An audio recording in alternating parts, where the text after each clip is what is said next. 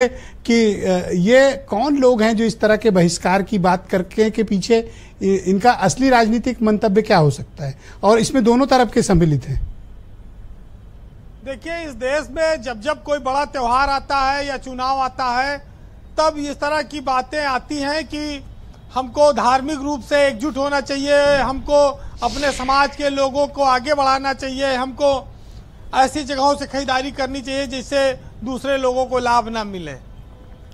भारत जैसे समाज में ये बात एकदम बेमानी है, ये असंभव है, ये किसी के कहने से ये बात कभी भी लागू नहीं हो पाएगी, क्योंकि यहाँ हिंदू मुस्लिम सिख ईसाई के बिना एक दूसरे का काम चलने वाला नहीं है।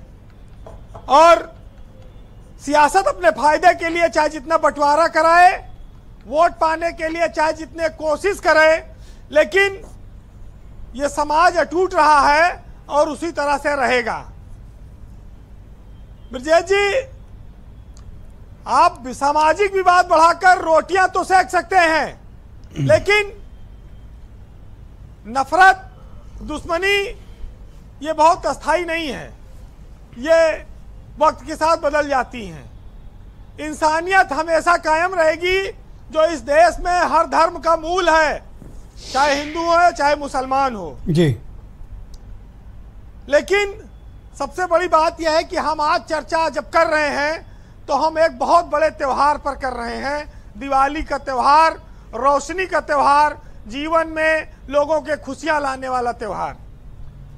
त्योहार लोगों को बांटना नहीं सिखाता है, मिलजुल कर भाईचारे के साथ रहना सिखाता है, दुख दर्द को बांटना सिखाता है, और जिसके घर में अंधेरा है वहां उजाला करना सिखाता है।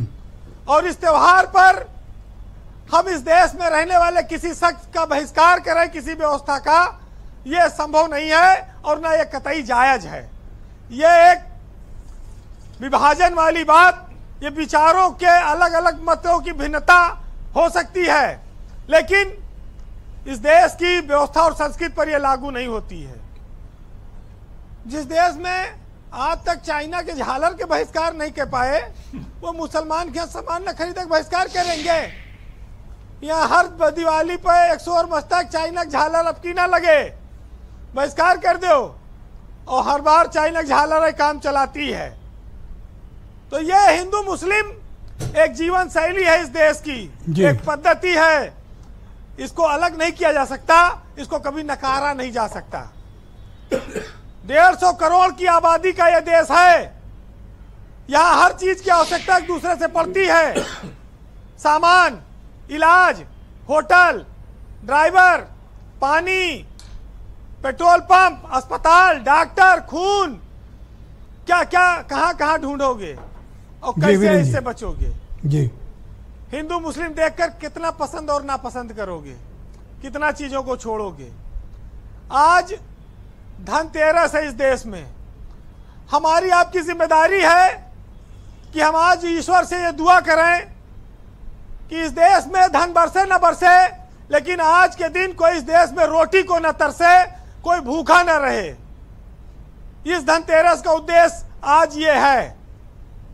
ब्रजेश जी, हमारा संविधान धर्मनिरपेक्ष है, वो ताकत देता है कि हम अपने हिसाब से अपने मजहब को माने और मनाएं, लेकिन परिंदों को बांटोगे, सब्जी बांटोगे, बकरा बांट दोगे, कहां कहां तक बांटोगे, कहां बटेगा और कहां कहां तक जाएगा? जी वीरेंद्र जो जी। बटना था वो बट गया।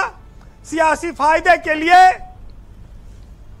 मिठाई बांटिए, बटेगी तो मिठास बढ़ेगी, और अगर समाज बटेगा तो खटास बढ़ेगी। बिल्कुल ठीक तो ये है। चीज का हमको आपको ध्यान रखना है। नहीं, बिल्कुल ठीक है। बटेगी तभी तभी कटेगी बर्फी, बिना बटे कहाँ कट सकती है? तो नफरत बढ़ेगी। हम लोग के टाइम, हम लोग गाँव में तो थे ना, लौकी की बर्फी बनती थी और कटती थी, बांटती थी, बांटा जाता था, फिर काटा जाता था। जी वीरेंद्र जी, कंक्लूड करें।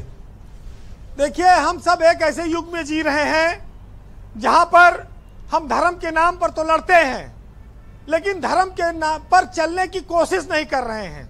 जो धर्म हमको मानवता सिखाता है, दूसरों पर दया करना सिखाता है, ईमानदार बनना सिखाता है, उस धर्म के रास्ते पर चलने को कोई तैयार नहीं है। और पाखंड, जातिवाद, अंधविश्वास, छुआछूत, भेदभाव, ये सब आज तक इस देश में कायम है, ये रहेंगे। इन पर भी जब तक सियासत चाहेगी लोग काम करते रहेंगे जी। बस एक बात ये आई थी कि जब कांवड़ यात्रा चली कि मुसलमान अपने दुकान के सामने अपना नाम लिखें और मालिक का नाम लिखें। कोई मुसलमान हिंदू के नाम पर कोई दुकान का नाम रखता है तो उसका विरोध लोग करते हैं। ये भी भाजपा ने इसको एक अभियान चलाया था, उस दौरान ये भी बड़ा चर्चा में रहा। लेकिन आज फिर वही बात कह दूं जो एक दिन पहले कहा था कि तजुर्बे ने हमें एक ही बात सिखलाई है कि हर नया दर्द पुराने दर्द की दवाई है। तो ये एक नया दर्द रोज मिलता रहेगा और पुराने दर्द की दवाई चलती रहेगी। उदय प्रताप सिंह बहुत प्रसिद्ध शायर हैं, उनका एक शेर है कि न तेरा है न मेरा है, ये हिंदुस्तान सबका है, नहीं समझी गई ये बात तो नुकसान सबका है। और हजारों रास्ते खोजे गए उस तक पहुंचने के लिए, मगर जो पहुंचे हुए थे वो ये कह गए कि भगवान सबका है। और जो इसमें मिल गई नदियां दिखाई नहीं देती, मगर महासागर बनाने में एहसान सबका है। बहुत शुक्रिया वीरेंद्र जी, आपका बहुत बहुत धन्यवाद हमारे साथ जुड़ने के लिए, अपना ओपिनियन